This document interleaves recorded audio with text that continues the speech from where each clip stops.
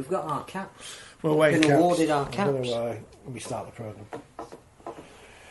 I think I've got a funny shaped head. I'm not sure I suit caps. I think it's 6 o'clock. It's nearly 6 o'clock. We're wearing hats. We're trying to break the world record for most number of people on a podcast wearing hats. It's a hat trick. Where's Norris McWhirter when you need him? Is he wearing a I hat? don't think he's dead. But, Right. Bring back Brown Brit. Oh, Rob keeps falling off. Sorry, Rob. I'll put his book back up. 2 weeks at the top of the book charts. He's Smashed smashed the record for sales for a book involving rugby league, which is fantastic. Obviously, you know, buying singles is not what it was. So people would say, "Oh, you have to sell about 3 songs to get to number 1 or whatever." But Not far off 20,000 sales, which is that's a lot of books. double the amount of books any other rugby league book has sold. the amount of people who go to Headingley To watch boxing. to watch book. And just like the last one, it wasn't Josh Warrington's year.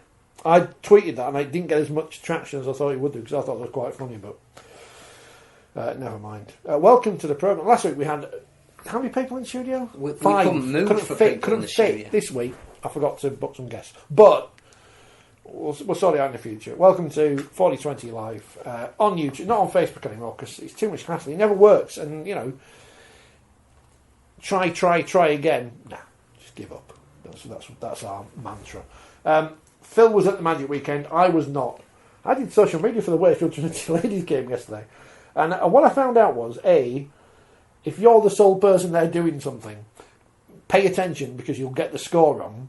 B, I can't tell the 5 and the 6 apart on a Huddersfield Giants women's shirt. So apologies to Amelia Brown who scored 5 tries and I gave it to her teammate. Who was it? I said she did score. Sade Wihara. So apologies to Amelia Brown. You scored 5 tries, but I only gave you 1, I think, in the end. But it's actually quite easy to do social media for a team and not be biased against the referee. Really? Even if they're losing heavily? I know, and I wasn't even being paid. It was like a volunteer. It's like those great scorers at cricket. And somewhere there will be a cricket scorebook in which I am in it, but as another, because have I told this story before? I don't know. Nigel Bell, venerable Wakefield player, played I think every position at Wakefield pretty much. Still goes to the game. She's still in there. Eastmore legend, much like Brian McDermott, but actually playing for the club. It was his benefit year, or testimonial, whatever you call it. It was testimonial. That's what it's rugby league. It's benefit in cricket. And they played a cricket match at my local cricket ground, and they were a player short. And because I'd turned up in the full Yorkshire Sunday League kit like a moron, this is mid-90s, not last week. Not a full kit. Yeah, exactly. Because it must have been a week before they were selling off the trousers. They must have had a load of trousers spare, so I bought a pair for a £5. I think just pyjamas, really. And because I'd turned up at the ground in all this stuff, and they were player short, they said, "Do you want a fancy game?" So, yeah, obviously. Despite the fact I've got no cricket ability whatsoever. So I am in the scorebook somewhere as another, and I scored a total of 0. Bit like the England cricket team. Which is not here what we're... And a bit like Wakefield Trinity Ladies, sadly. But we'll talk about Women's Super League later, because it's Magic Weekend. It was Magic Weekend. It was magic. Say magique. Congratulations, Catalan Dragons. I don't know what that is. I should have looked for that in French or Catalan. Felicitación. Something like that. Feliz Navidad, say the Catalan Dragons. Well done. They're the League Leaders Shield winners. We'll talk about that in a minute. What was Magic Weekend like? Because obviously I wasn't there this year. I've been at Newcastle in the past. It's a great venue. Obviously that was in the before times. Now we're in the... That was the chicken cottage times. In the glory days. Now we're in the kind of... Not after times, but, you know... What was it like? Invigorating. Good. And it was a really good crowd. I think 60,000 is at the top end of expectation. The atmosphere was great because after that festival feel that the fans get when they all mix and haven't seen each other for a long time, it sounded more than that. It was pretty vibrant in the stadium and in the city. I think we got 2 games that were absolutely outstanding. That the reaction of everybody you spoke to afterwards, probably apart from Ken Davey, was if you can't sell that, you can't sell anything. There was a game on the Sunday that was playoff intensity. It didn't quite have that excitement, And I think bookies are now taking bets on the whole Wigan game this weekend that it could well finish 0-0. But it was great. I think we've talked a lot about events, haven't we? Yes. And it felt like an event. And what made it slightly different this year, and again, I think there was general agreement that because it had been delayed so often, the good thing that had come out of it was that we're now playing it when the games actually had more meaning. So it's almost as if, in terms of the playoffs, they started to 3 weeks early this weekend. Yeah. So Hull Leeds felt like an elimination game. This Saturday, Hull KR Cass could well feel like an elimination game. And depending on how the results go, Leeds Hull KR in the final week could possibly be an elimination game. So there was more riding on the matches than there has been in the past. A really good vibe around the place, and a couple of games that will live long in the memory. One in particular, which was arguably will go up there when Sky roll out there for the 54th time. Gold, magic gold. That last 5 minutes of the St Helens Catalan game will always be referred to. It was amazing. How it didn't get you jumping up and down or off your seat, I have no idea unless you can, David. I mean, I had a good enough reason not to go was that I was working, and no one wanted me to go work at match weekend, so I didn't go. But beforehand I was like, c'est la vie. It's a real commitment. This French thing. It is a commitment, because even the most passionate of us, to watch 3 games one after the other is a big ask. And I've been at every summer bash, so I'm glutton for punishment. And before I was thinking, I was on the mindset of, it's just another round of Super League, and this year's been whatever it's been. There's been some good games. I'm not saying everything's been rubbish this year, but we're all in a malaise. But afterwards, I was like, I wish I'd been there to see that. And that's what we need, is the fear of missing out, as the kids call it. And I missed out on 2 Golden Point extravaganzas. I missed Wakefield winning, which is always good. Give it to Willie. Yeah. Well, we'll talk about that in a bit. We've got a theory on that. Because I have to be obtuse, don't I?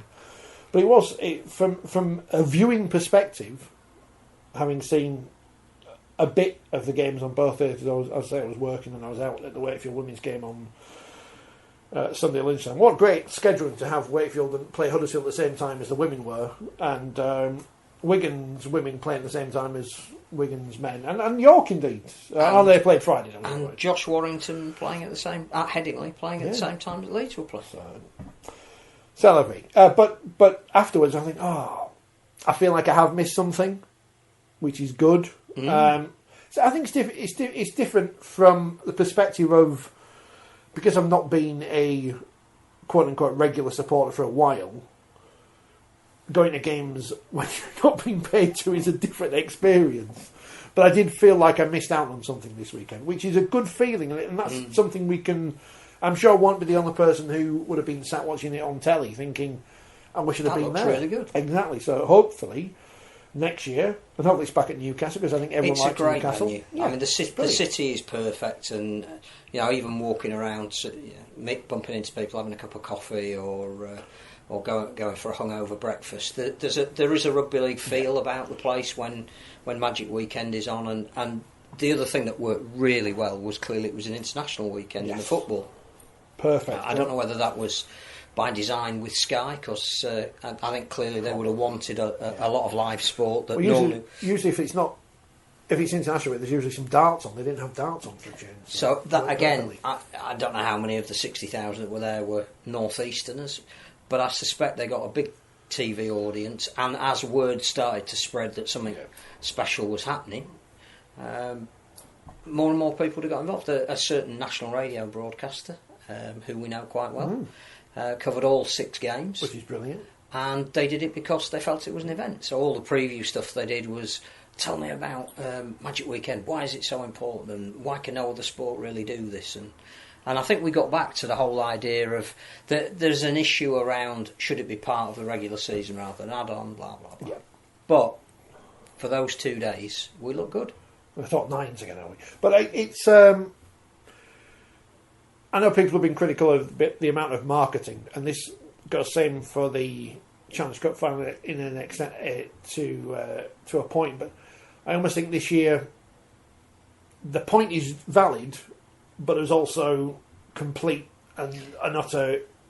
You could spend money and then it gets cancelled. We didn't know what was going to happen. So it's a shame that more people weren't there, but with the situation, 60,000 over 2 days. It's about where it was, wasn't it, I think? So, and no one liked Anfield because no one liked Anfield. So, everyone liked Newcastle. The other thing that really worked was because something special evolved that you weren't expecting in the Saints Catalan game. The neutrals really got behind the Dragons. So the Saints fans were loud, and there were lots of them there, and they were great, and they were cruising to a win, and clearly they were dominating the sound in the stadium. And then you got this impression that, something might be happening. Oh, right, well, we'll shout for the underdog, and then the underdog becomes the overdog. And even at Wembley, there weren't thousands of people. There was a curiosity about Catalan being there. There wasn't a fervent support base for them. But all of the neutrals in the ground, predominantly Leeds and Hull fans, because they were getting ready for their game afterwards, they all got behind the Dragons. And it was great, and I don't know what they felt about it, but it must have been like playing at the Stade Gilbert Brutus for a while. So that was fantastic, and that augurs well for the grand final, because if they do get there, you've got something to hang ticket sales on. So if it was me now and I was that Super League saying, Ken's told us, I'm upset Catalan might be getting to the final. Or Ken. Happy Ken. Everyone's second favourite team is the tagline now. I'm still a bit over the Falau thing, but apart from that, there were. I mean, I think when you're caught up in something as it's happening, you don't really fully appreciate what's happened until you sit down and go, "What just happened?" But I'll tell you what impressed me the most about that Dragons revival, Artur Morg, because his break, which showed no fear, and his brilliant pass off the ground one-handedly when he'd beaten 3 Saints players to put Dudson in. On that moment, the realisation that something could be happening turned. So, Dean Farre goes and everyone goes, very nice, lovely, well-constructed try, a bit of a consolation, probably a more fair reflection of the way the game's gone. Well done, Catalan. And then Morg goes, all right, I'm not frightened by this situation. I know we're playing the best defence in the league. I'm going to take them on. And that was brilliant. And suddenly he scores, and then you go, right, well, now it's only 1 score. So it's Hail Mary time, and anything can happen from a Hail Mary. And, of course, what happens? It's like the hat-trick in cricket. Yeah. But that Morg break, and youngsters this weekend who've all made a contribution across a range of teams, was absolutely fantastic. The Welsh Rugby League Twitter must have been asleep to not tag us in the Twitter about Gil Dudson. But the 54th man to score a try on a Saturday. from Wales at the Magic Weekend. With the ball set up one-handedly by a halfback. It being at Newcastle, let me compare Steve McNamara, super coach that he is, to Sir Bobby Robson, who of course coached at the club level. Statue had a bit adorns the outside. A bit more success at Ipswich than Steve McNamara had at Bradford, but I think we can accept that. Went to the international job, got close, not quite close enough, left, and now has made his name abroad. Who will be the Jose Mourinho of this? We don't know. Some random French kid's going to be a super coach in the future, but Steve McNamara, whose reputation wasn't great when he had the England job, even though he did a good job. Well, even at the start of his Catalan tenure. And now he's won 2 or 3. I think the patience that they've shown with him has been rewarded. The fact that there are now significant French players coming through, and clearly he has established a template that was a bit more formulaic in the early years to lay that platform. The fact that they've come over here so often during COVID and at their expense, it almost feels right that not only should they get the League Leaders Shield as a reward, and I hope they get 9, 10, 11,000 at the Brutus on Saturday evening to just see it presented. Because when you think that they won the Challenge Cup, what happened on the back of that? They went and played in Barcelona in front of the highest Super League crowd we've had for a domestic game. They've won the League Leader Shield. Keeper reporting it. It's almost as if Toulouse, who won their League Leader Shield as well, perhaps do get promoted. We can talk about a changing of the guard a little bit. But, was it the 7th different League Leader Shield in 9 years? And we don't make enough of it, and we should. Right. Now they've got to make it to Old Trafford and win, because too many of those have not gone on and done that. I saw some people saying that their victory is tainted in so much as that COVID and stuff, but they've played 21 games this season. Yeah.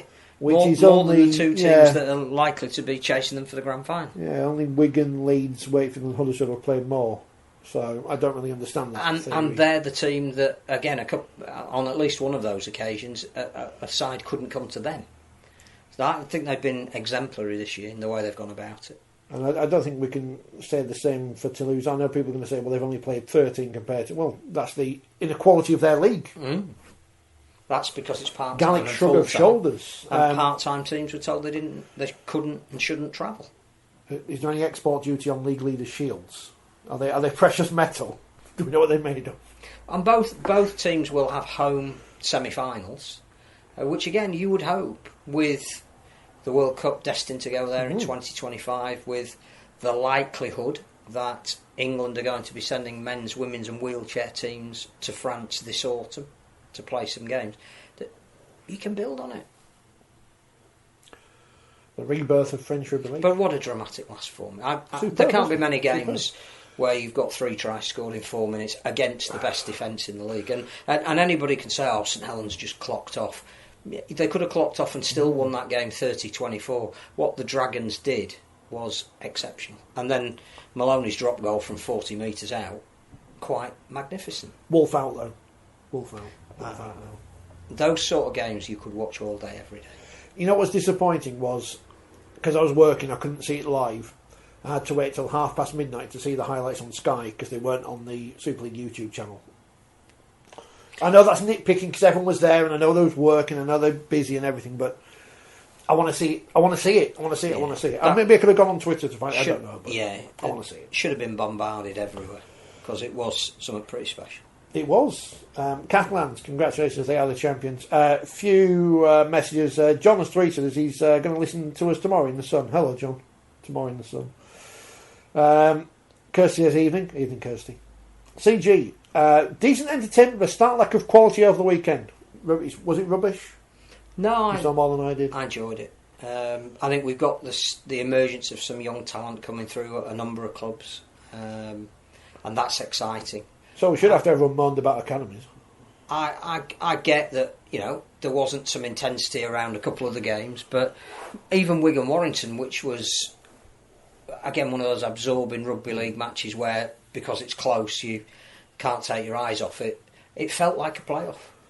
That's what happens in play. Teams don't take risk or chance, and it was very defence dominated. So you can say, we need to see more flair, but actually you do. But come the autumn nights coming in, you tend to see less. I thought overall it was really good. I mean, Lee did what Lee have done all year. Were credible in the first half and fell away in the second. But Hull KR scored some nice tries. Always good to see a German score. Good old Jimmy. Super League ready, were Lee? They said at the end of last year, but actually it was Manchester United women who were Super League ready. And not themselves. Do they still do the Albert Goldthorpe thing? I can't find the point. Because I'm only asking because I'm assuming have we gone dark yet on the Man of Steel thing? I've no idea. I've not seen anything. Because we used to get a weekly email, didn't we? But I don't know if Super League have deleted me from their email thing. I don't get anything. Because if Sam Tompkins doesn't win it this year, then everyone's going to say, what the hell's gone on? Yeah. It's not like last year where everyone moaned about Paul McShane winning it and cast with this and that and the other. There wasn't an outstanding player in Super League last year, was there? He seems to. But this year, he seems to be. Everyone is agreed, and it is to Sam's credit because he is an ultra competitive guy who has been known in the past to wind the opposition up. Everybody is saying he's been outstanding this year. England captain as well. All these people being positive about Sam Tompkins. It's very... what's going on? He's been very important to what the Dragons have done this year. He's set a great lead. Joshua, I think, agrees with what you were saying earlier about moving Magic to this time of year in terms of the intensity of the games with the what was on the line. I guess the problem is availability of football stadium, which is... But we've moved Magic, it's been the start of the season to kick it off, it's been the middle of the season, it's now towards the end of the regular season. It had something a little bit more meaningful this time. I'd be sort of tempted if the Challenge Cup is moving earlier in the schedule, move Magic a bit later. Keith was freezing on Saturday. Was he? Yeah. What was he wearing? Bloody freezing he was. Wish he was the same as Sunday. I think it was warm at Bellevue. I couldn't believe it because, in the middle of summer it's been freezing there this year, but it was quite nice there. It was wet and a bit miserable on Saturday, but the rugby transcended that. Warmed your hearts. Warmed the cockles. The great thing about St James's Park is there's that little bit of space outside for a fan zone. I don't know what it was like this year because obviously I wasn't there, but I'm sure people can have your photos taken with the World Cup. What more do you want in life? It's better than the Four Nations trophy. The people of the city genuinely seem to be intrigued by what's happening and take an interest in it, and there are sufficient places that you can stay in or around the city that make it a great weekend. And on the way up at Durham Services, I even shared a portion of the gents with Chris Chester. Chris Chester? What was he doing there? He was doing the same as everyone else. He was going out with his family and having a weekend, enjoying the rugby. I don't want to talk about Wakefield yet because it'll sound like I'm just putting Wakefield in there before everything else. I do enjoy the letter in the League Express this week. They seem to have got lesser right wing recently. I don't know what's going on. About the biggest problem for rugby league, says Graham of Castleford, is Sky Sports. I'd say that's probably one of our biggest positives. Without them, no Super League. And he talks about choosing when they pick and choose when they play bloody games. I mean, it's disgraceful. They pay all that money and then they choose when to play. What I don't understand is... Hasn't that always happened since the advent of terrestrial television? What I don't understand is we have a culture... Satellite, not terrestrial. Satellite, the good old BSB. Get your square reels out, lads. In football, no one seems to... Well, they moan. But they just seem to, all right, we're playing Carlisle on Wednesday night, we're off. Whereas we moan about going to 2 stops down the 62. I don't know what the issue is. I don't know. If you can't go to a game, you can't go to a game. I couldn't go to the games this week and I was working. Well, as we were saying, in the days before floodlights, evening matches kicked off at sort of 6 o'clock, and there would have been various people working various shifts that couldn't have gone then. It's always not just Sky. And the greatest thing about floodlights, of course, is that Bramley won the Floodlit Trophy when all the games were played during the day because of the 3-day week and all that. They did. And you weren't even born. No. Well done, Bramley, I was. on that one. Beat Widnes in the final. I Cup Kings. I put out my old programmes today was Liverpool City, who were they, versus Huddersfield, when Huddersfield were playing in the Lancashire League for a season. Leeds didn't. So, madness. Let's not talk about the Giants. Let's talk about Hull and Leeds, because Leeds won. Cruz Leeming, I can't say that I saw lots of him play for the Giants, but he seems to be, as he's getting older, which would attend to these things, getting better and better as a player. He's been one of the standouts for Leeds this season. I think he'll be the Leeds Player of the Year, because we're getting to that part of the season where clubs will be having either real or virtual award ceremonies. I think he has been Leeds' best in 2 positions. The most impressive 2 things about that game, from again seeing it unfold, was that the 2 most impressive players for Leeds were Harry Newman and Jack Broadbent. We're in a week where they've announced that Conrad Hurrell isn't staying. Don't think it's uncommon knowledge that he's moving further down the M62. But how do you keep kids like that out if they deserve their place? So that was encouraging. The other thing was the 8 minutes of golden point extra time.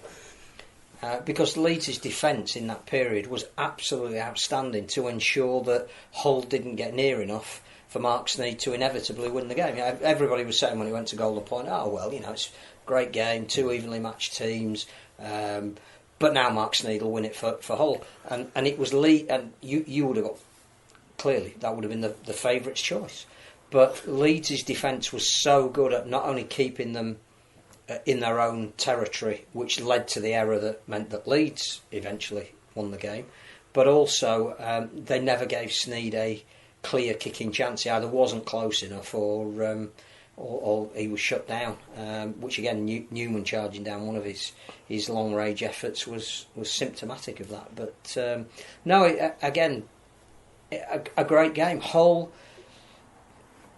Chris Satay over 200 metres again in a game is astonishing. Oh, we've got those stats now. We've got metres per second, which I wrote about before. Yeah, Newman was the fastest man at Newcastle.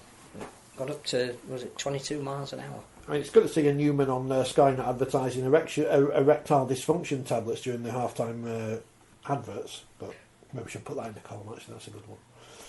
Remember that. I'll write that down for later.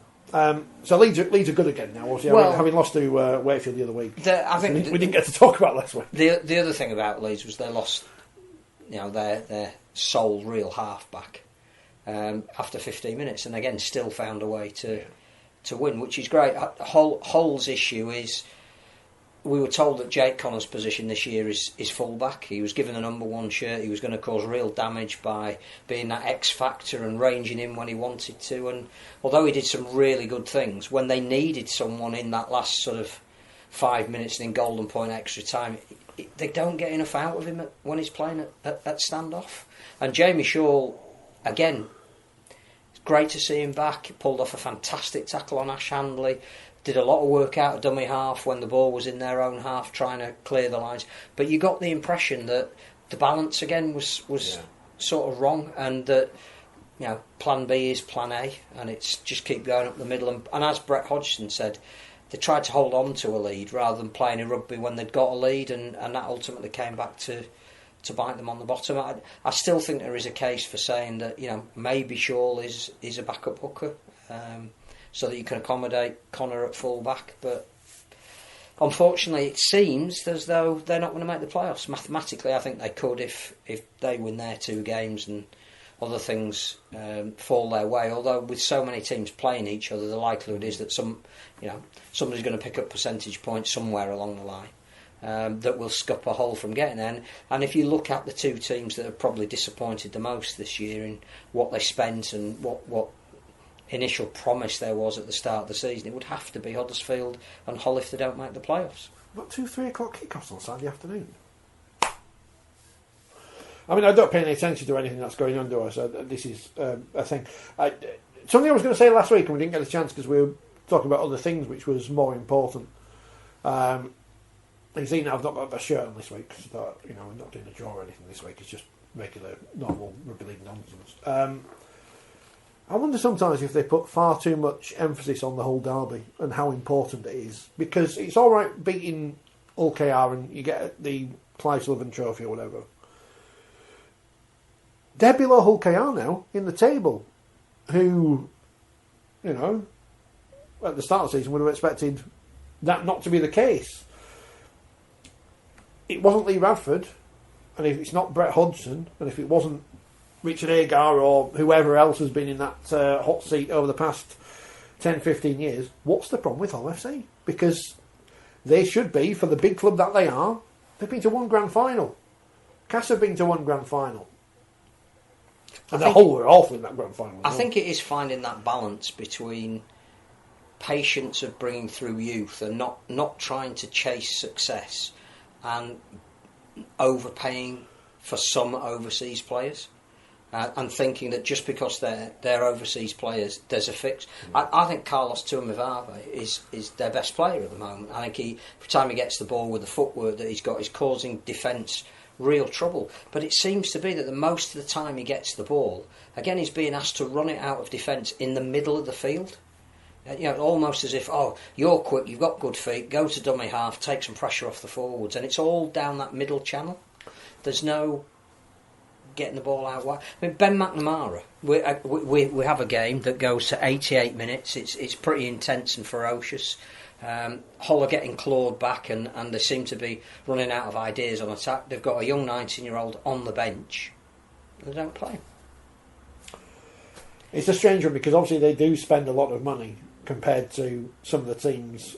And that money has to justify itself, because if you're not going to pay big money and then stick it on the bench or not select it. But I think in some respects Warrington have been through that phase. Hull are going through it. It's like we'll accumulate players, but we won't spend time developing enough players, and you're always then changing your team. You never get a philosophy or a style about what you stand for and how you play, and you might have a good season. You might pick up a Challenge Cup, or you might finish in the playoffs, or you might be one game away from Old Trafford. But it's every year or every couple of years, you are always seen to be starting again. I think that has to be an issue at Hull and Warrington. You know, in the olden days, when you used to see Peter Stringfell in the newspapers, and he'd always be pictured with a certain type of female companion. Hull have got a type, haven't they? And it's big South Sea Island forwarders. Maybe they need to find a different And to be type. fair, the rules changed after they'd done their recruitment. Yeah. But again, I thought a couple of the guys who played really well, Jordan Johnson and Brad Fash, but I didn't. I mean, it's not up to me to say, but I didn't think they were given enough game time. To influence the outcome. But people who watch Hull on a regular basis will be able to tell us if we're talking even more nonsense than normal. Teddy says there's too many wrong uns at Hull FC, but I don't know. He might be a Hull KR fan. He might be trying to win infiltrators. Keith's asked us about Cass. So let's talk about Cass, because and Kirsty's asked us about Greg Minikin. We'll come to that in a minute. Keith's asked us about Castleford's half-backs. Is everyone injured? Couldn't understand Powell putting Turner in Richardson's place instead of giving youngsters a chance, but happy with the win. 29-18 for the Tigers. Lots of people unhappy that Turner put over a drop goal to ruin the spread there on the result. But I think the important thing about Cass was showing something after that really disappointing Monday nilling by Wigan. And they did. So they've been on a bit of a roller coaster. Brilliant to get to the Challenge Cup final. Came out of that battered, bruised, and obviously feeling understandably a little bit sorry for themselves, which was reflected in the results. COVID issues, lots of injuries in key positions, but managed to turn that round and win 4 on the spin, which is highly commendable. Then have a what seemed at the time, because they were fighting with Wigan for a top 6 spot, as a significant loss in the manner of that defeat. And irrespective of who they were playing at Magic, to turn that around, highly commendable. If Cass make the playoffs this year and have reached the Challenge Cup final, then I reckon Darryl will leave a contented man. And whatever happens, it's going to be a fascinating 2022 at Cass, because it's going to be a completely new era. New coach, new assistant, different way of playing. I'm not sure. I think Lee Radford will try and go for more of a forward-based game. Well, possibly a more predictable style as opposed to Darryl's off the cuff.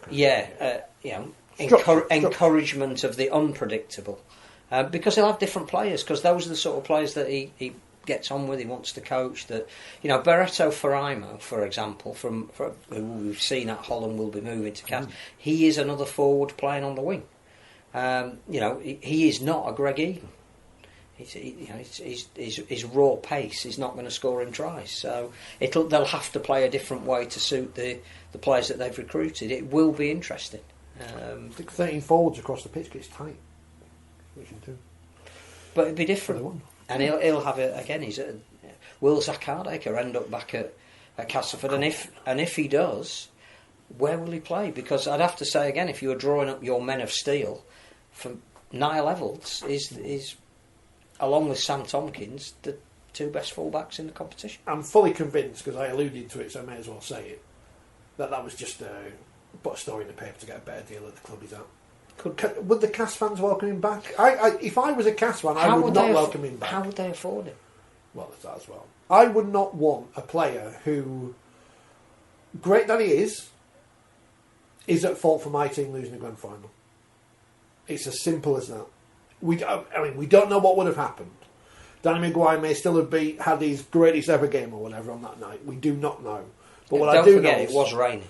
But it was raining, and we know the Rhinos love the rain. But what I do know is they would have had a better chance with Zach Hurley in that team, and none of the disruption. And as I said at the time, that may have been their only chance. So I wouldn't want him back if I was a Cats fan. I'm not a Cats fan, so it doesn't matter. Cats fans, do you want him back? But where would you play him? And I think that's the issue at Wigan, that again, Hardacre is wasted if he's at any other position than fullback. Well, maybe their new coach will play him at fullback.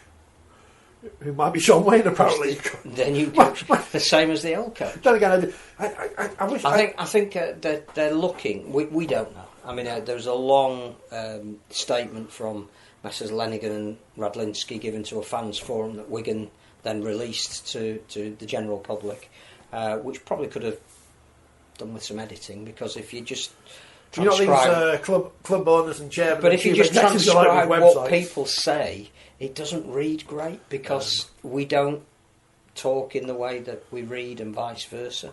But you got the gist of what they were talking about, and again, it's almost as if they were saying Hardacre's time might be coming to an end. So whether it would be expedient for them for him to leave, I don't know. But Radlinski also said they invested a hell of a lot in him, and even before he started playing the game. Keith says, never forgive him, don't want him. There you go, he's on my wavelength. But I just think you've got to decide if you've gone out and signed players to play in a specific role, and you don't play them in that role, then if you don't need him, why would you sign him? Yeah, I do like the. It's been a good couple of months for people who have Rugby League websites and stuff, because you can just rehash the same. Here are the 6 people who are going to get the Wakefield job, and just cross out Wakefield and put Wigan in, because it's all the same people. Because there aren't that many people. I think there is a history, and it was mentioned by Ian Lenigan in that long piece, that they tend to promote assistants and even go to Australia and look for the assistant that is going to blossom. I thought you were going to say Sean McLaughlin then. No, so I think there's a lot. We don't want the Kieran Cunningham. Well, there's a lot of people saying that Matty Pete is already lined up for the job, and Sean Wayne coming in more as a director of rugby role. Could he still be the England coach then, having coached 0 official proper games there? Yeah. I'm not sure it's a full-time role. No. I think even the NRL, who are clearly looking to cost cut as well, have said to Mal Meninga that they're looking to halve his salary on the basis of the fact that they don't play enough games to justify a full-time role for a national coach. Congratulations to whoever wins the Betfred Women's Super League this year of being crowned the best team in the world, because the NRLW ain't playing. So there you go. Well done, Australia. Is there anything I'll say about Cass Salford? Because I saw none of it. So Salford can't defend their own line. That's very, very vulnerable. Did they have anyone sin bin this week? Because that's usually happens. I could read the paper. I could just read the paper. Could. You might have been trying to get some lasagna or something. Was it lasagna? No, it was sandwiches at 2 with fries, chunky fries. So press feed's back at football ground. And 7 o'clock, which was actually 7:30 by the time anybody could get in and eat it, because damn Golden Point extra time. It was a chicken curry. Ooh. No sin bins. No sin bins. So that's a positive for Salford. Who are second bottom of the table. We've got Wakefield flying high now in not bottom. Let's get Wakefield out of the way. We've won! Again? Yeah. You can say that. Willie in. Twice in a week. Willie in. Rob Burrows put his support behind Willie poaching. Well, Willie was... Rob wants Willie in. There you go. Back to that Newman advert. Well, Rob came on, was clearly influenced by Willie as an assistant at Leeds, and I think Rob partly developed his own coaching career when he was doing the under-15s to start with, and then the reserves. And I think he lent on people like Willie and his experience a lot, and he is just one of the game's lovely men. I love Willie poaching. So here's my proviso on him getting the job. Right, because you don't want him to tarnish his... No, because I don't think he would anyway. Because, we are what we are, aren't we, at Wakefield? We're not as if we're St Helens and we win everything, and then Kieran Cunningham comes in and we don't win stuff. Or do, I can't remember. I think this is because I always go back to things in history, and history sometimes repeats itself. I think it was Shane McNally who was in charge, who had a great spell, and when he got the sack, his assistant took over, and that was the other Tony Smith, who had a great run as caretaker, got the job, and wasn't quite as good then. No. Now, granted, the club was a lot different back then. It does happen that caretakers get the audition that's first, my only, do it favourably, get the job, and that's my only. I think Willie's got a track record. Okay. I think the fact that he has now been under so many people who kind of influenced him, but also it's always emerged from everywhere he's been with the love of the players. Yeah. So, Hull KR speak incredibly fondly of him and the time that he spent there. Ian Watson was saying, clearly when he worked with him at Salford, that how great he was, and how influential that Willie was to the group of players, and Willie coming up with odd attacking suggestions in certain game plans were much welcomed by Ian Watson when he was finding his feet as a coach. So no, I think Willie deserves the chance, and he said, I played because I wanted to get to the highest level I could. I'm coaching because I want to get to the highest level I can. I'd give him the job to play. Again, there's going to be a bit of a turnover of players at Wakefield, but I think give him a full pre-season with the bulk of what he's got, and he'd be good. And then when Richard Agar left, James Webster took over, and we all remember how that ended. With what's his name, Brian Smith. So Wakefield won, which is exciting. Tom Johnson. But Wakefield are playing good rugby. Yeah. They're playing entertaining rugby. They're taking risks, which is great. They're playing to their strengths. Jacob Miller seems to have been told, "You're a halfback, aren't you? Do you want to play like a halfback?" Because it's more than one game. Initially, you're thinking, were they just not doing it for Chester? Which I just, sometimes, I think again, because it's been a pressure mounts thing. and pressure mounts in different ways for different people, and then principles become slightly inhibited because the pressure mounts, and you've got to get results. And I'm not going to make a mistake as a player. I'm not going to pick somebody who, might try something as a player, and it becomes a self-fulfilling prophecy in some ways. And only very briefly spoken to Willie since he took over, and he just said he wanted them to enjoy it, and it seems to be working. You have to have a bit more than that. Yeah. But some of the signings are interesting for next year. I think that's the one word I'd use to describe them. But be interesting to see again what he thinks his best team is with the bodies that he's selecting from. But nobody's mentioning Bill Tupu. How's he doing? Well, he's out for the season, but he has got. Someone mentioned this to me last night. He has got a deal for next year, which is. Because I know that it's a concern, is it? Because he's 32 now. Well, there's all this controversy about Samisoni Langi signing a contract and then deciding he wants another year at the Dragons. And I thought, well, if Langi had come, that's almost Bill Tupu, isn't it? So it will be interesting. I hope Tom Johnson's okay. Again, another head knock, and concerned for it.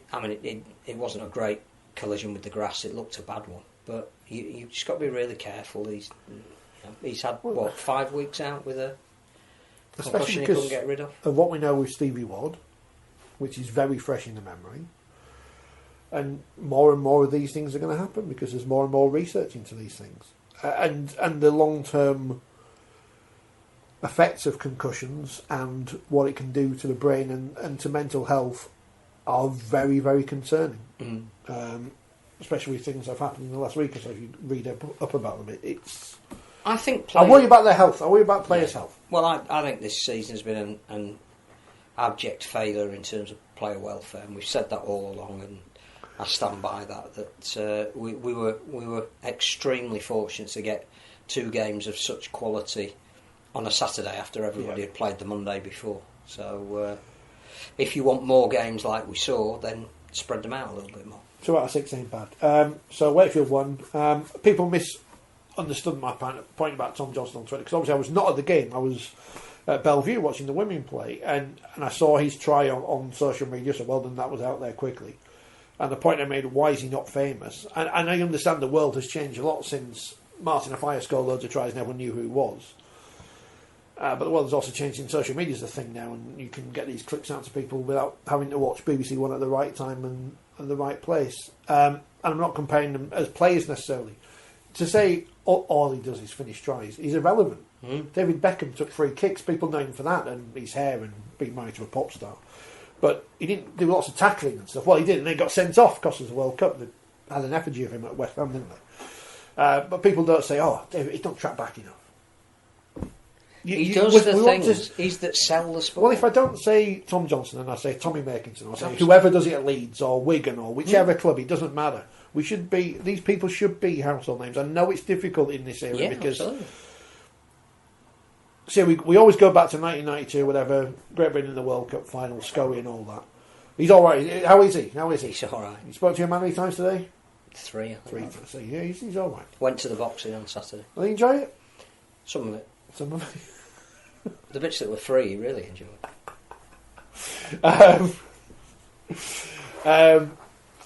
So, yes. That's a queue for 50 minutes to get a pint. So, yeah. Did he have to pay for that? Then? No, he sent his son. Jonathan had to queue 50 minutes to get a pint.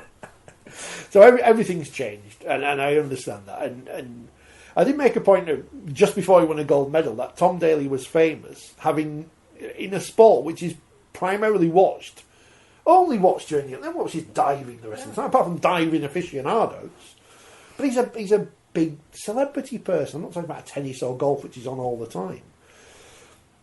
But people know more women's footballers because they're on BBC One or whatever, and they're on Sky, and it's been heavily promoted. They'll know these people, and they don't know who Tom Johnson is, and I don't know why. And yes, you can say this. I couldn't name an England Rugby Union player, probably. Chris Ashton still playing? Dennis Solomano, I don't know. Owen Farrell. He's his dad. Owen Farrell. His dad. Aston Scully. But why aren't they famous? We've got all these stats this week.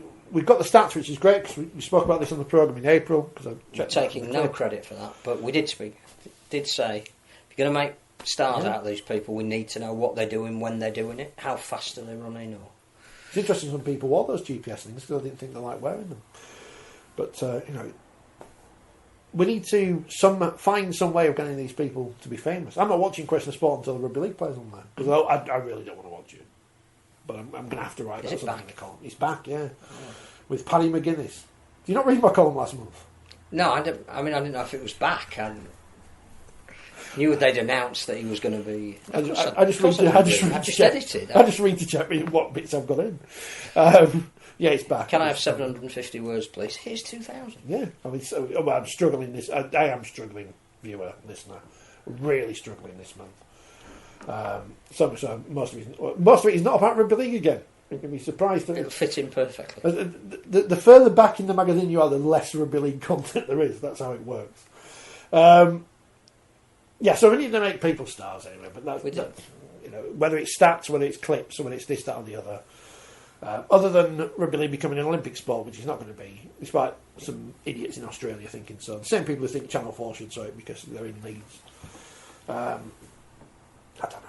But this is the interesting thing, and then it goes back to that point in the paper, and we'll get back to the rest of the games at Magic Weekend shortly, about Sky and the change of format or whatever. It doesn't matter, does it, whether we have one league of 24 teams, 10 leagues of 3 teams or whatever. No one's going to watch just because your league table is set out like this. No, it's how it's about engaging your product is. So whether we have 2 leagues of 10 with this 35 million that Dave Beaumont's found behind the back of a sofa or not. Even though Wigan admitted that the amount that we were getting was 24 million. So where's this other 11 million come from? Because it's not coming from Premier Sport, I can guarantee you that. It doesn't matter what format we come up with. No. It's about the action. You've got to produce the canvas that the players can perform the best upon, and that's less. The Catalans Saints game could have been in the Super 8s or regular first past the post or whatever format we've had in the 126 years of Rugby League.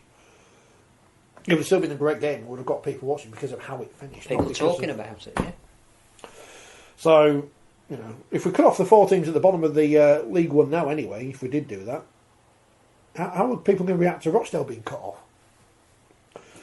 If North Wales had been fourth bottom, I'm assuming people are going, oh, well, never mind, it's only Wales. But they're not on the M62, were they? Fine. No. Do you say anything about Huddersfield? Obviously, everyone's raving about Will Price, who's a very exciting young talent. Scored a great early try.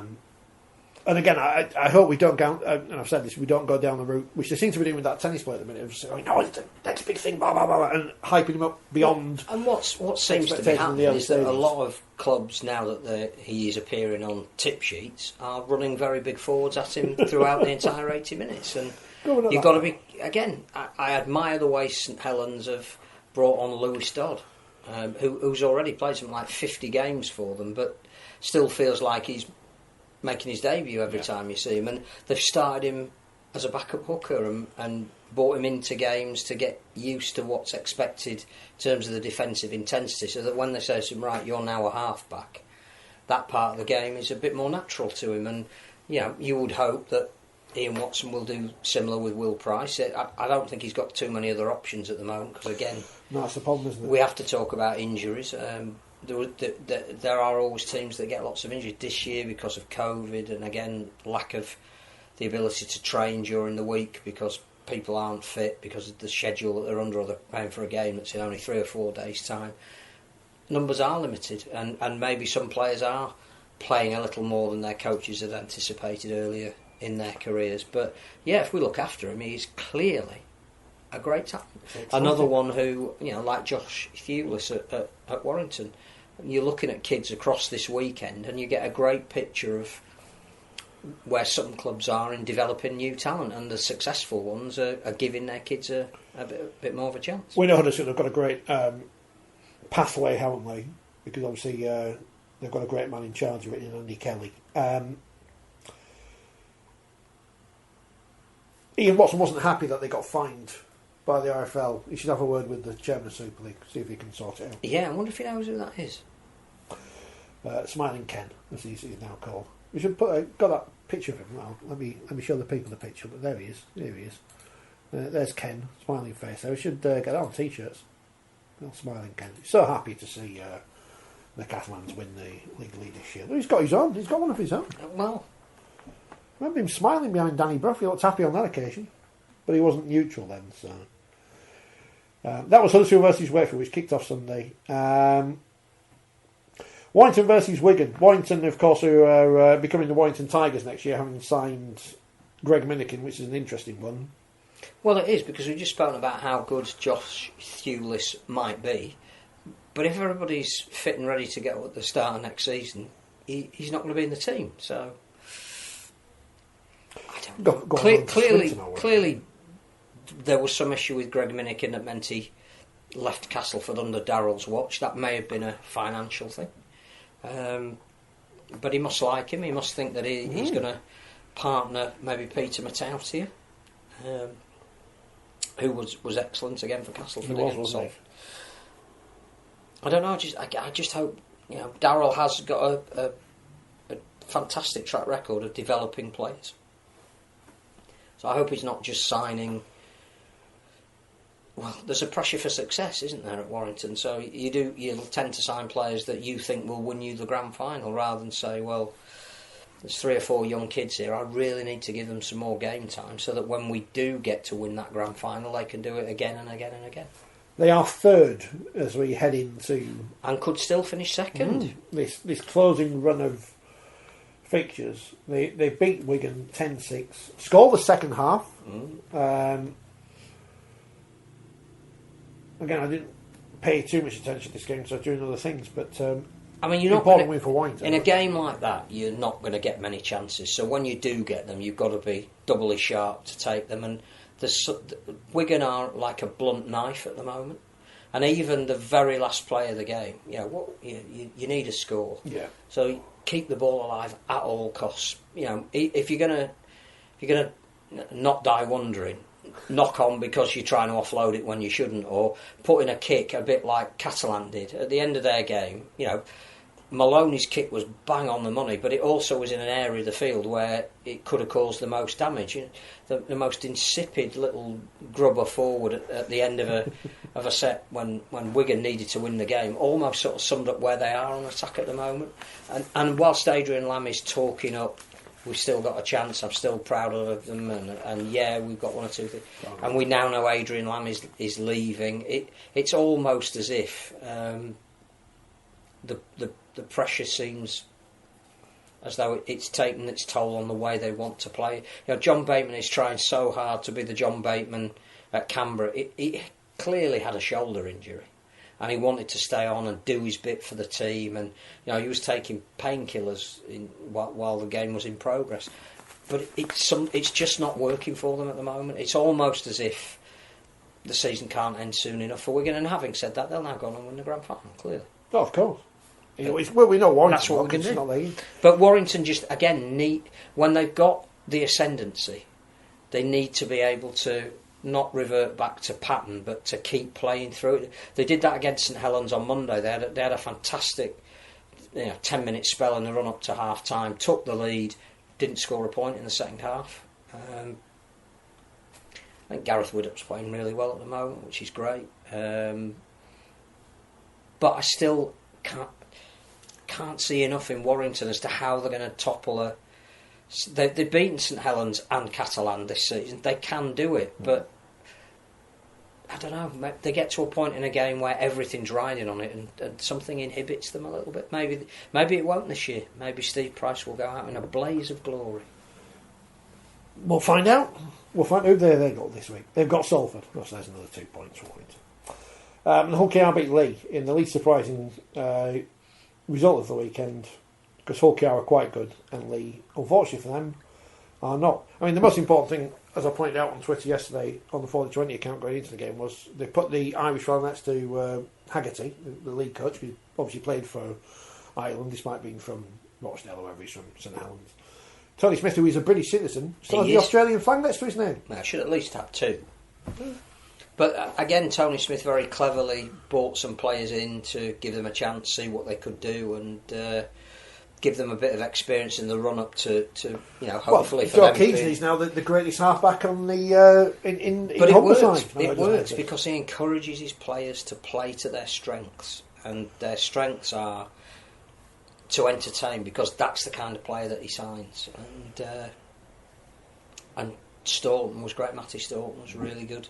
So I think, it's exciting. Hull KR are a really interesting case in how they've slightly transformed themselves on and off the field in a kind of way that we've been saying the game needs to look at. So one of the only teams to go to Toronto when they were in the Championship, and thought, we've sampled this event idea, this experience, that it isn't just about the 80 minutes, and this whole Craven Street idea, and revamping their stadium and inviting different members of the community in to use their facility, alongside now developing some young kids who are going to be the core of the team going forward, and having a coach who has a philosophy that says, I'm never going to condemn you for trying to throw a pass. I might have a go at you if you don't cover it back if you drop it.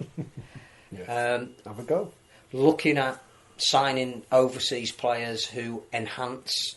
So, I think Kenny Dowell has been outstanding. Ryan Hall's been arguably the best signing that nobody knew how good he would be when he came back compared to they knew how good he was when he left. And he is on a par. His stats are astonishing. His tries ratio is still fantastic, but he is an ultimate professional. He will come into training and will not accept anything than the standard that he's been used to all of his life, and that started under Tony Smith.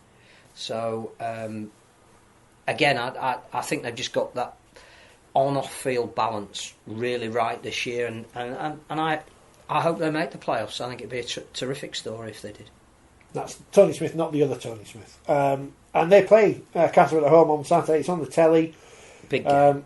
I imagine was it Craven Street? It's called be a festival thing. That'll be packed. So many Well, Rugby League players love a beer festival, apparently, judging by Instagram. I just think it'll be a fantastic atmosphere, and it should be a great crowd. And it is almost, in some respects, an elimination game. So, season on the line kind of stuff. And it would be really intriguing to see if Darryl can get Cass up like he did for the Cup semi-final, or whether he's running out of troops if Paul McShane is rumoured to be, again, back in a boot and possibly injured for this week, or whether Tony Smith can say, I know normally you tend, when the big games come around, you tend to find out how strong your squad is. Has he done enough this year to get them to a level where they genuinely do believe in themselves and can win those clutch moments? It'd be good. I'm looking forward to that. It should be a good game, shouldn't it? It's something exciting. Saints versus Leeds on Friday, which will also be exciting, I'm sure. Terry Ruxpin, who earlier accused Hull FC of having too many wrong-uns, says, doesn't seem many wrong-uns at Hull KR. Excellent recruitments. Well, they're still signing the same players from the same agent now, or have they moved on from that now? I don't know how that works, clearly. So that was Magic Weekend. There you go. We talked about rugby for an hour. The other thing about Magic Weekend... Yes, yes, there are other issues, yes. No, the only one thing. I wanted to praise the match officials.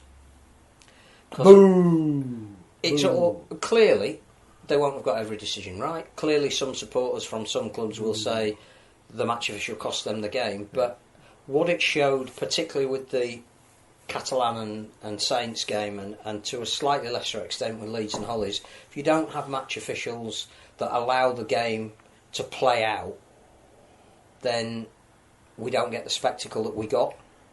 So I think we should say, I thought they were great across the weekend, and part of that festival feel and the fact that we're talking in glowing terms about the weekend being great for the sport, they have to take some credit for that. Because my brain goes boom, boom, boom during the programme. Before I forget, I've seen people, because you mentioned match officials, saying that obviously not seen the incident, don't know the full facts, saying that maybe you shouldn't get a signed eye ban for punching a referee. No. Not even debatable. Come on. It's like heat of the moment. No, come on. There is a line. You have crossed the line. You cannot go back. A couple of people mentioned it over the weekend, and I think it's a fair point. Magic Weekend is a great excuse for clubs to sell different kits. Leeds had one of their regular kits on, didn't they? Which was, very un-Leeds-like. Got an email this morning, Rhino's sale. But because I can't buy the women's shirt, I'm not interested. I should reply back saying, please sell the women's shirt. Please reserve me. Yeah. One of the... Can I get the letters on the back and everything? Can I get a shirt with the name on the back? That would look very wrong on many various levels. But speaking of kits, what the hell was St Helens? What was that? Well, it was in the past they've worn those great autism kits. Yeah, which well, at least have a message behind. I think that was the message, and I think it was designed by a 14-year-old fan to sell the idea of the autism message. But it just didn't work. Well, unless you explain why they're doing it. I mean, I'm sure I'm not saying it's a terrible design, and there were some terrible designs, but have a charity round at another point of the season, because if we've got Magic Weekend, which is a thing, let's have another thing here in June, May. Well, here's charity round. I also think you need a proper heritage round or a proper armed forces round, and clubs do celebrate them, but it's almost ad hoc when they decide in their, we're going to bring out a shirt with the names of the players that fell in the First World War. Absolutely, completely the right thing to do. But let's have a full heritage round. And we're still a big fan of Castleford's 101st anniversary of the World War show. We couldn't quite get it out in time, but it's still an anniversary. No, it was funny. But I'm all for clubs bringing out 1 million kits and trying to make money. I've not got a problem with that whatsoever. It's funny, but do it at a different time of year. Because then at least you can promote something else as another thing, and somebody can send out a press release and say, look at us, we're doing something good. And if you are doing it as well for charity, explicitly say in black and white how much money you're giving. Don't say a percentage, don't say this amount of profits. Say how much. Because if you're going to give a £5 from each shirt, that's fine. At least I know you're giving a £5. Saying a percentage, no, it doesn't cut it. It doesn't cut it in 2021. You need to tell me. But yeah, some shirts are good, some shirts are bad. But time and a place, especially when, and I know that the grey shirt is Catalans away stroke cup whatever shirt, but if we know Saints are wearing white and have Catalans in some Catalan colours. Yes, the Sange or would have gone down very well. Here's Mark. Too quick to criticise the Saints again, same old, same old. I was slagging off the shirt. The show's probably not for you, Mark. Don't think we have criticised Saints. Just the shirt. Louis got a new deal. Yeah, which is good. Which even Saints said he was a madman. Yeah, so that's all right. Read about his thoughts in 40-20. Still second in the table, Saints. Still, you would fancy them to win the grand final because they've got the course and distance. And they've got now the knowledge that they can't win the treble. That'll be burning away at them. I think they'd love to play Catalan again as soon as possible. I'd be very surprised if the bookmakers don't think that St Helens are still the favourites. People get very het up about things that are irrelevant. Outside of the Super League Magic Weekend, was any news coming out around Magic Weekend? If some players have moved, some players haven't. If you want me to criticise things, then I can see something in the paper. I just don't have the heart to do it, or get the abuse for it. See, sometimes even tweeting praise about the referee. What's going on? What is happening? I thought there were some great match official performances, and they deserve to get the praise. It was a good weekend, and everyone enjoyed it, apart from fans of the teams that lost. And Ken Davey. He didn't enjoy himself. But, couldn't have looked more glum, really. Looked like he'd lost his deposit or something. How do you know what that feels like? Well, I assume he didn't, but you know what I mean. It's like going to a general election and losing. But he's not been to a grand final, though, has he? He won't be going Maybe this year, that's what it is. Maybe just... See, Mark thinks we're picking on St Helens. Oh, no, the show is for Yorkshire folk. We just spent half the programme praising Catalan Dragons, Warrington. And it's not my fault that Leeds and Hull are both from Yorkshire, and neither Wakefield and Huddersfield. Well, as we said earlier, Huddersfield played in the Lancashire League, and Salford lost. So, I mean, feel free to go listen to BBC Radio Manchester, because they do a very good programme, and there might be more to your tastes. So the Magic Weekend, all in all, positive. Oh, absolutely. Couldn't really see a negative. I think we were concerned that we wouldn't get 60,000 people there. Wouldn't look great on the telly. Players would be exhausted and perhaps not give us the kind of entertainment that we saw. But the concept of Magic Weekend was superbly reinforced. The idea that it's a festival and it means something for the players to play in that sort of cup final environment in a modern stadium. There were a lot of signposts there that we should do more of it rather than less. Should move it to Middlesbrough because that's in Yorkshire. In the Championship, Whitehaven, who are not from Yorkshire, beat Batley late on. Good result for Whitehaven because Batley have been the form team this year. Very good result for Whitehaven. They're just outside the playoffs. Well, again, you wouldn't. Oh, again, I can't work out. You wouldn't back against them making the playoffs now. No, they're at home to Halifax, who were beaten by Featherstone. That's one of those weird rivalries that people won't understand. It's like I hate Huddersfield, but I can't explain to you why, because it goes back 20 years and it just doesn't make any sense. As opposed to, all like in Castle or Leeds. But so yes, it was like brilliant with beating Huddersfield. Well, the men have anyway. So Feather beaten Halifax 54-22. So they're second, as they have been, and they extend their percentage. Can't get caught now. So they'll win the Silver Shield. Bradford lost to Toulouse at Dewsbury because Speedway's on. But the manner of that defeat would be a bit concerning. 60 points to 6. Well, apparently they're all forward anyway, so really fresh. Oh, well, that's probably why Yeah. then. Up Toulouse at the Catalans. Great Toulouse are now confirmed as having a home. Which it's going to be on TV, apparently, isn't it? Yeah. Yes. Which is good. I wonder if anybody we know will get the trip to Toulouse. Trip to High Wycombe. Newcastle lost to York in the Friday night game. Which is an important result for York. Very good game, apparently, as well. Very entertaining. What was the crowd? Yeah, over 1,000, which again, encouraging. Dewsbury beat Sheffield. That was another late one there, wasn't it? Yeah, Sheffield 8 points up, and their coach was saying, masters of their own downfall. They might be back home though next season, so that'd be good. Well, it looks like a stand is emerging. Wow. From the Olympic Legacy Park. Don't say things like that, because all these plastic Wakefield stadiums that we've seen over the years. London beat Swinton in a very tight game, 34-32, which is not good news. Swinton and Oldham, I'm assuming, are gone by now. But no one seems to be confirming anything in the minute, because no one knows what's going to happen. Subject to what was set out at the beginning of the season, I think they are nailed on relegated. Widnes beat Oldham 62-4 in front of a crowd of not applicable. Shouldn't be not applicable. Again, Widnes a bit enigmatic at the moment. Lose by 60 one week, win by 60 the following. So that's the championship, because we didn't see any of the games. But I'm sure it was exciting. But we are going to, because all the playoffs are going to be on Sky, which is fantastic. League One, Doncaster edged out Coventry, which is obviously disappointing. 13-12 to Coventry at half time, so another great performance from the Bears this year. I think I always wonder, because there's a lot of high profile sports people who are not keen on vaccinations, but I do wonder how many painkiller injections they've had in their careers and how many supplements they take on a weekly basis. Well, we saw John Bateman take painkillers during the game yesterday. Just a question.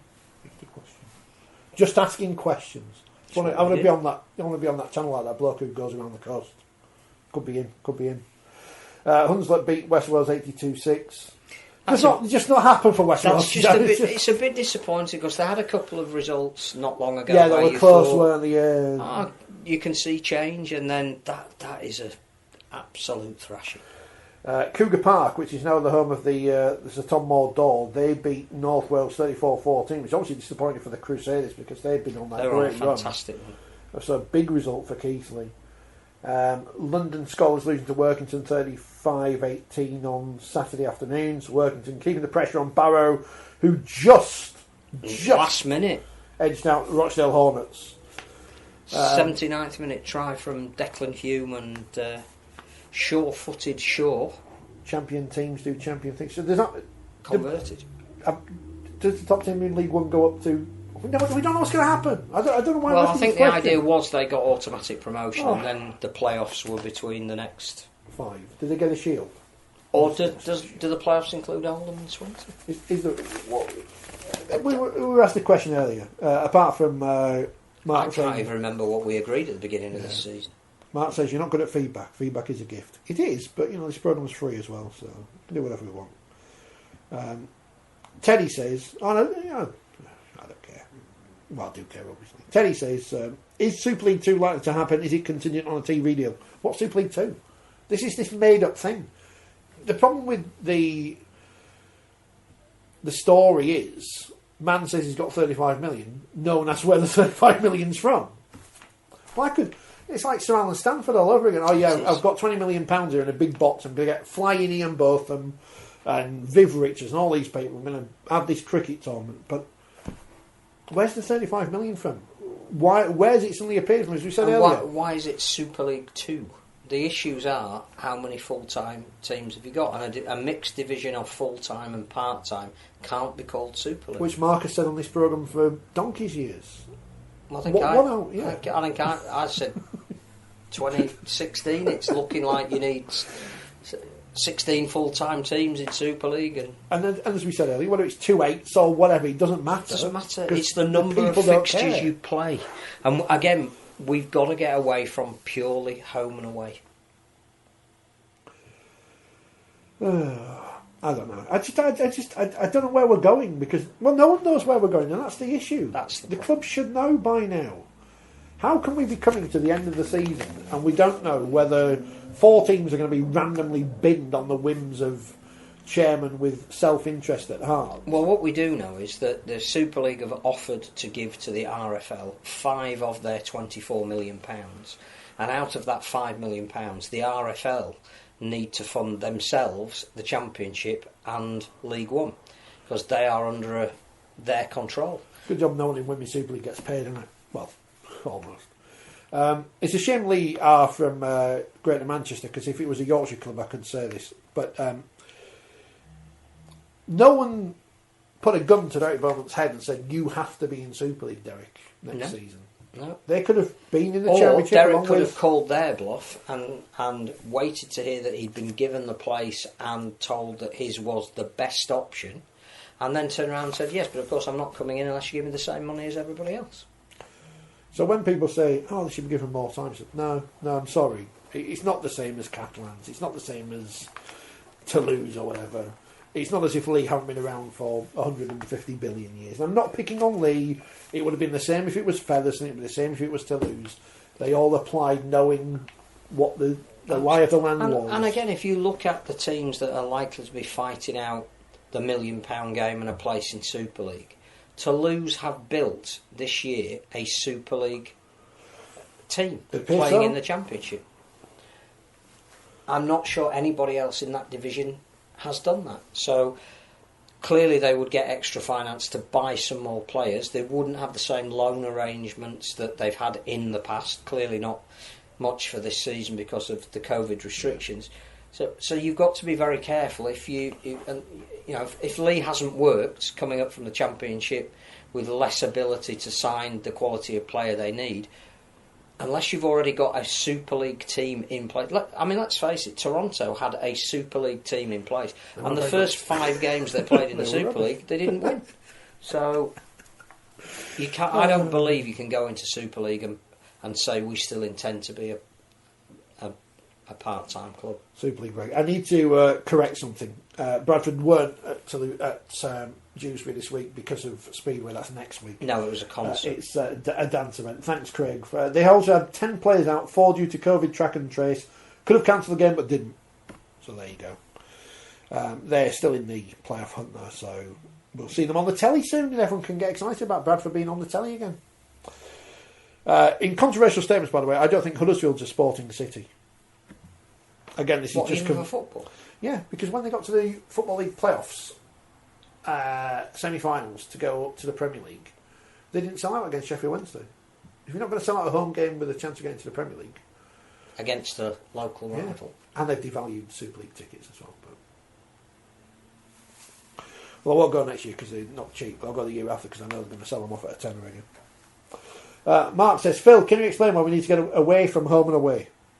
Yeah, because I think it structures the season to you've got to have a certain number of games. If you can actually have more teams, but you don't have to play everybody home and away. It's like the NFL or whatever. Yes, it's and even the NRL. It's the number of games, not necessarily the number of teams who have to play each other home. You can have 16 teams in Super League, but you may only want to play, as we know, Rugby League was great. 22 games or whatever. Rugby League was at its best in the 60s, mainly 1967 and 1968, when the best team ever won everything.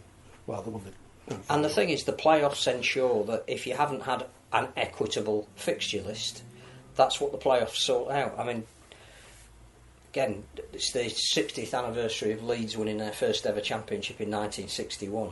They barely played a Lancashire team throughout that. Well, that's the thing, is in those days... You played all the Yorkshire teams home and away, and you played the odd Lancashire team. The odd Lancashire team they'd played that year had beaten them. Might have been Liverpool. And then the 3 teams they had to play in the playoffs were all Lancashire teams, and everybody said, don't matter that you finished top of the league. Yeah. Because as soon as you start playing St Helens and Warrington and Oldham, I think it was, or Swinton maybe, you will lose. And that's Swinton when they were good for the viewers who... Early 60s, they were great. And clearly they didn't. Hey. But we've never had an equitable fixture list with teams necessarily playing everybody home and away. The old Championship Trophy, of course, which was lovely, and not a big thing with an S on it. But, and what you tend to find is that your derby games, definitely you play home and away because they're money spinners, but you don't play every team. And then you meet them in the playoffs, it becomes a bigger event. The Leeds Rhinos, who of course were Magic Weekend winners, are also going to the grand final in the Wheelchair Super League. Very close though, 63 66. It's not in the paper. It was against Halifax, was it? Yeah. Which is a great rivalry they've had over the last few years. Who are they playing in the final? Leyland. Leyland. Yes, could beat the Argonauts. The Argonauts. In Medway. In Medway. And being filmed. No. Is it next? Is it this Sunday? I don't know. I read that date somewhere, so I don't know where I've got that. Could be. But it's going to be on telly anyway. So, yes, it will be announced that it will be televised live. Did anyone watch the international or the Challenge Cup final? Brilliant. And the grand final again will be right up there. Yeah. So another chance for Leeds to win too. And I think Leyland in their first final. Where's Leyland? Lancashire. So a real War of the Roses. War of the Roses. And one of those clubs taking place in. I thought it was Medway. In Medway. I thought it was one of those places from over at Pennines. Aye. And not attached to a. This is what we're seeing with many of these clubs. Not attached to a. That's what Martin Coy told us when he came on the show, that there is no one size. So obviously the Argonauts are not attached to Kent Invicta or whatever. Yeah. And some clubs clearly take on the brand of, and others are part of a community club, and others are specific to that branch of the sport. So, the more people see these things, the better. So, and the more Rugby League on TV, the better. Whether it's Championship, League One, Super League, Women's Super League, wheelchair. Well, can we call it Women's Super League now? Well, everything's I'm getting concerned because my television this weekend was bombarded with that I could watch Women's Super League. Well, you just point out Arsenal Chelsea wasn't. But it wasn't Rugby League, was it? Everton Man City. No, it was the other one. Because in the Women's Super League playoffs, in the main thing, there was only one game this week because Leeds St Helens was called off due to a beer festival, due to COVID issues and a number of injuries that did not meet the threshold of 7 senior players ruled out. So they had to lose 24-0. I mean, I don't want to say that if I was a betting man, I would probably take Saints minus 24 in that one. Because they're the best team. And they're from the other side. Yeah, they are the best team. I might go to Cass on Sunday to see them. I haven't decided what I'm doing. Who are they playing? They're playing St Helens, Cass St Helens. Ooh. Cass need to win that if I think it's at the Menhurst Jungle, but I don't know. Leeds play Wigan, wherever Leeds play Wheatwood. And in the most important competition, the Bedford and Women's Super League Shield. Which one's on Twitch? It doesn't say. On Sunday, it's Warrington versus Featherstone, which will be a good game because Featherstone beat Brentford yesterday, 28-4. They streamed that on their YouTube, which is interesting because I thought you weren't allowed to do that anymore because of the deal with Twitch. But Featherstone are renegades and do whatever they want. But fair play to them. Katie Hepworth was the one who scored the great one-on-one try, which if you haven't seen it, I retweeted it on our account yesterday, so go look for that. I was able to watch that while I was watching the live game. No wonder I got the score wrong. And also on Sunday, apparently, it's Bradford versus Wakefield, but it isn't, because it's next Tuesday. Because Wakefield lost 78-0 to Huddersfield. Oh, it's depressing. And it was at Wakefield, but it was Huddersfield's home game. I don't know why. I don't know where Huddersfield play their home games. They're probably not played a game at home this season because everything's been played at Warrington or Wakefield. But I know their academy play at Huddersfield YMCA. It's fun to stay there, apparently. But they were good. They were good, Huddersfield. Well, you don't win 78-0 and be rubbish, do you? It doesn't tend to happen. No, you've got to be pretty ruthless. It's tough times. Just not happening. Confidence. It's not as if there's a massive gulf in quality of talent, you'd say, at that end of the table. Obviously, when you look at Feffin, they've got Andrew Dobson, who's a proper legend and all that, but everyone else who's not been signed by York, I don't know how to say that without people thinking I'm going to have a dig at York now. See, they've got York in Yorkshire. It's in the name, isn't it? Huddersfield, growing. As I said in the interview with the player after the game, Bella Sykes, thought they'd be bottom of the table at the start of the season, and they were, and then they've grown together as a team, and now they might be in a grand final and win some silverware, which would be amazing for them, wouldn't it? It would. Is that a double header, by the way? I think it is. I mean, I'm hoping to be there on whenever it is. At Headingley? Some point in October. Yeah, I mean, you'd assume that I know York beat Wigan yesterday. I saw bits of it when I got in. 20 points to 6. Wigan have dropped off. York have improved, obviously. But I still think the grand final will be between Saints and Leeds. I can't see it not being between Saints and Leeds. I might be wrong. I don't think I will be. But Saints looking to win everything. I don't know if there's a league leader. Well, there can't be a league leadership, can there? Because if there would have been, Leeds would have won it. But that didn't exist now. I think this season it'd been hard to award it as well. Yeah, there's no medals, just in case Cass get upset after that debacle from a couple of years ago. Seems a long time ago now, that doesn't it?